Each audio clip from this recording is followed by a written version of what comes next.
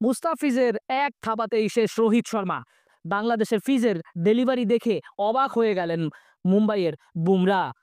৪ ওভারে ৩০ রান দেন মুস্তাফিজ। জাসপ্রীত বুমরা হতবাক। রোহিত শর্মা থাকলে এই রান আরো বেশি হতো মুম্বাইয়ের রান স্বর্গে।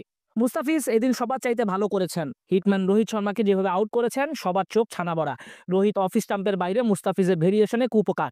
১৩২ কিলোমিটার গতির বল ছিল, সেই সাথে মুস্তাফিজের কারিগরিতে এজ হয়ে যান রোহিত।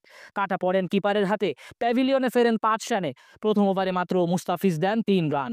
দ্বিতীয় ওভারে চ্যালেঞ্জের মুখে পড়েন ফিজ নিজেই, কারণ উইকেটে ছিল উইল জ্যাক।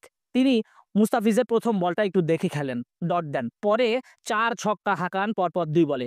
তবে অন্য প্রান্তে রায়ান রিকেলটন মুস্তাফিজকে নিয়ে সাবধানী ছিলেন।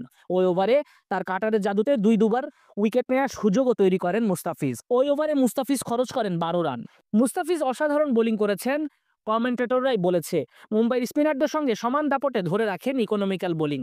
তৃতীয় ওভারে মুস্তাফিজ খরচ করেন ৯ রান। ২টা বলে ডট, ৩টা সিঙ্গেল হয় ওই ওভারে, কিন্তু সুরিয়া বাদ সাধেন, হাঁকিয়ে দেন ছক্কা। চতুর্থ ওভারে মুস্তাফিজ খরচ করেন মাত্র ৬ রান। ডেথ ওভারে তিনি যে সেরা তা বলার অপেক্ষা রাখেন। ২টা বল ডট দেন, আর তাতেই তো মুস্তাফিজ ৬ রানে শেষ করেন বোলিং। সব মিলিয়ে ৩০ রান খরচা হয়, কিন্তু মুস্তাফিজের কষ্ট ম্লান করে দেন শেষ ২ ওভারে দুশমান চামিরা আর মুকেশ। ৪৮ রান তোলেন সুরিয়া শেষ ২ ওভার থেকে।